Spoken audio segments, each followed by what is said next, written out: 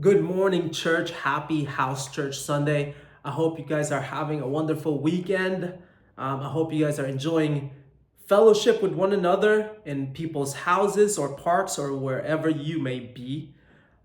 We've been exploring the idea of faith, and the goal is so that our faith may increase because who doesn't want to have more faith? When things are going well, we can use more faith. When things aren't going well, we can use more faith. So today I want to talk about, or I want to explore this amazing passage in the Bible, this amazing story of faith. We're going to talk about Jonathan. And the title of this lesson is Perhaps the Lord Will Act. Let me ask you this.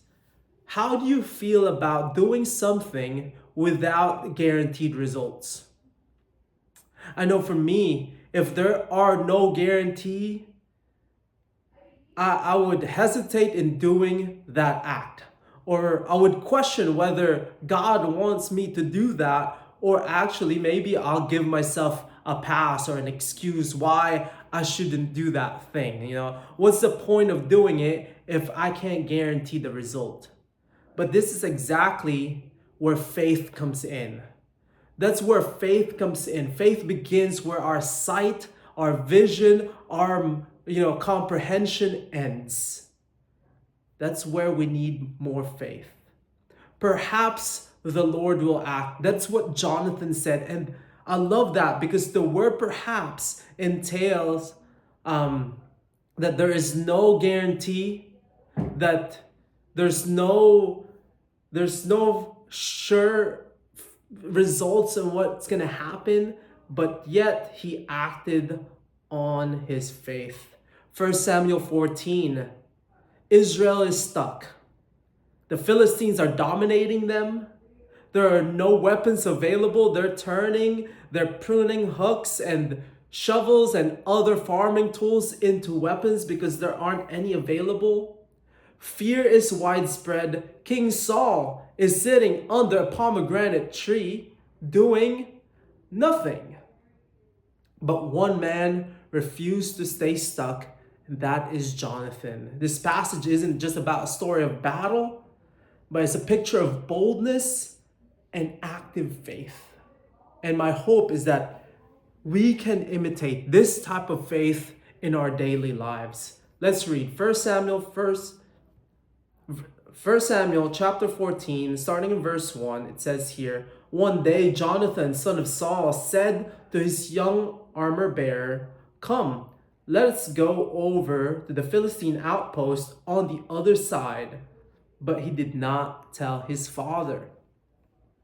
Saul was staying on the outskirts of Gibeah under a pomegranate tree in Migron. With him were about 600 men, among whom Ahijah, who was wearing an ephod. He was a son of Ichabod, brother of Ahitub, son of Phinehas, son of Eli, the Lord's priest in Shiloh. No one was aware that Jonathan had left. On each side of the pass that Jonathan intended to cross to reach the Philistine outpost was a cliff. One was called Buzez, and the other Sene. One cliff stood to the north toward Michmash, the other to the south toward Geba. Jonathan said to his young armor bearer, Come, let's go over to the outpost of those uncircumcised men. Perhaps the Lord will act on our behalf. Nothing can hinder the Lord from saving, whether by many or by few. Do all that you have in mind, his armor bearer said. Go ahead, I'm with you, heart and soul. Jonathan said, Come on then, we will cross over toward them and let them see us. If they say to us, Wait there until we come to you, we will stay where we are and not go up to them.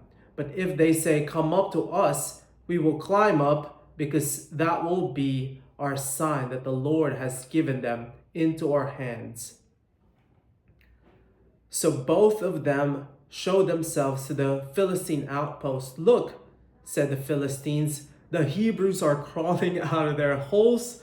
they were hiding in. The men of the outpost shouted to Jonathan and his armor bearer, "Come up to us and we'll teach you a lesson." So Jonathan said to his armor bearer, "Climb up after me. The Lord has given them into the hand of Israel." Jonathan climbed up using his hand and feet with his armor bearer right behind him. The Philistines fell before Jonathan and his armor bearer followed and killed behind him. In that first attack, Jonathan and his armor bearer killed some 20 men in an area of about half an acre. It's crazy. This is amazing. You see, what are the odds, right? What are the odds? 2 against 20. It's crazy. But my first point here is faith doesn't wait for permission. Faith doesn't wait for permission. It says here that one day Jonathan said to his young armor bearer, let's go over there to the Philistines. And he did not tell his father. No permission asked. Jonathan didn't wait for confirmation from his father. He didn't wait for a committee. He didn't wait for a meeting. He didn't confide or tell other leaders, hey, do you think this is a good thing? He didn't wait for ideal conditions. He didn't even wait for approval of the king. You see, sometimes faith moves quietly before it moves publicly. Faith begins in us and it starts working in us before we actually act on it. But we gotta listen to it. There are moments when God stirs our hearts into doing something, into acting, into deciding something. But if we wait for everyone to agree, if we wait for everyone's approval, if we wait for everyone's confirmation, if we wait for the stars to align, we'll never move. We'll never move. If we wait for the right moment, at the right time, at the right place, we'll never act on that faith. We'll never act on the nudges that God has been doing in our hearts. So faith doesn't wait for permission. And I'm not talking about asking for advice. Of course, please ask for advice. Ask for wisdom. Seek wisdom in your decisions. But sometimes, we give ourselves excuses by saying, oh, it's not the right time, or, I've not made it clear, or it's not clear yet, or, we give ourselves excuses why we shouldn't act on the things that God has been stirring in our hearts. But faith, real faith, doesn't wait for permission. Let me ask you this. What has God been nudging you to do? Maybe this year, maybe since last year. I know God is trying to make you act on something. What has that been? And are you waiting for confirmation? Are you waiting for clarity? Are you waiting for stars to align? Or are you just avoiding obedience? Let's think about that. My second point is faith. Faith steps into impossible situations. Faith steps into impossible situations. The path that Jonathan chose wasn't easy. It was probably the most improbable path. It was steep, it was dangerous, and they were exposed. 2 cliffs, no coverage, the enemy on high ground.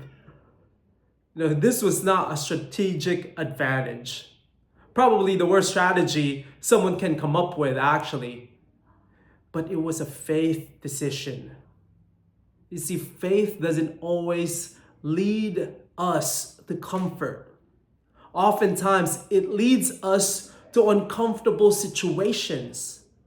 Oftentimes, it leads us to a path where we can be molded, that our character can be molded to become more like Jesus. Sometimes it leads us straight into difficulty, but it leads us where God is. It might be difficult, but that's where God is. So think about your situations right now, or the situations that you've had in the past, or maybe you can feel like a situation, a difficult situation is coming up.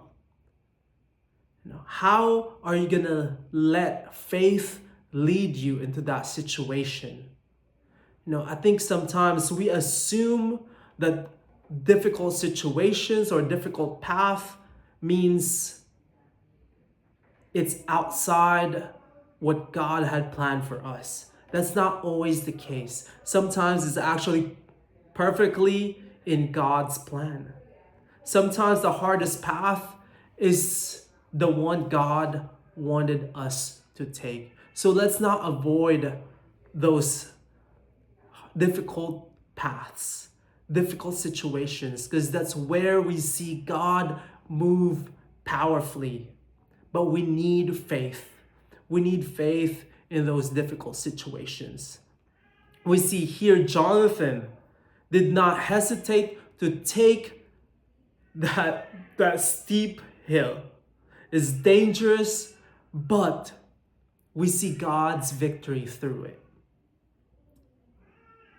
My third point, faith believes God can save with or without you, by few or by many. He said that nothing can hinder the Lord from saving, whether by many or by few.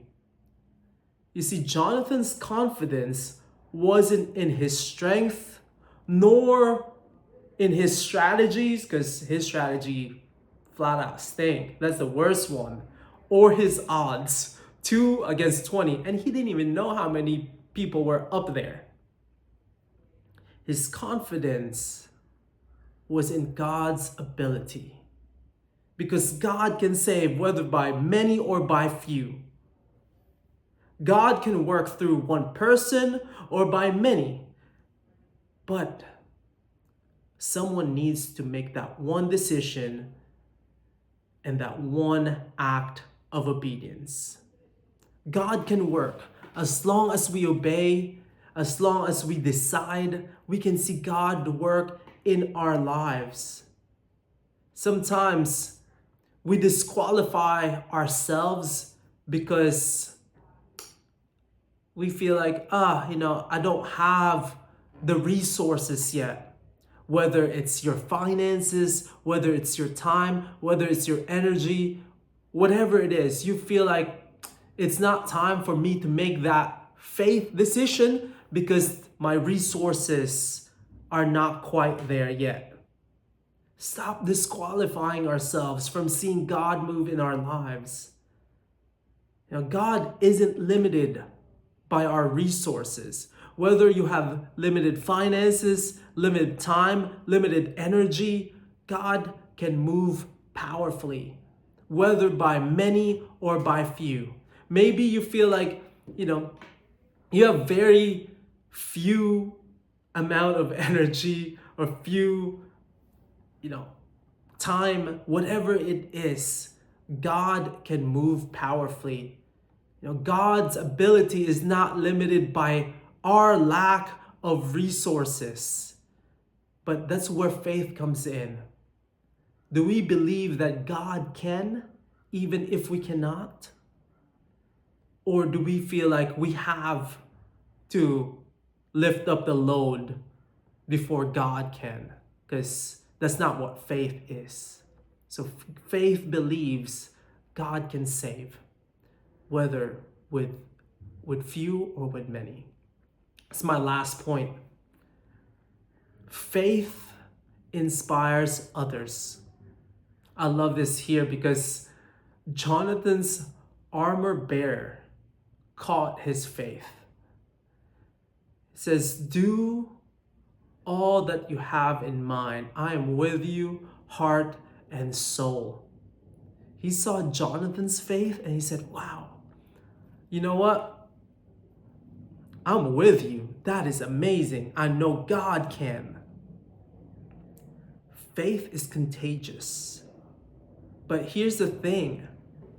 Lack of faith is also contagious.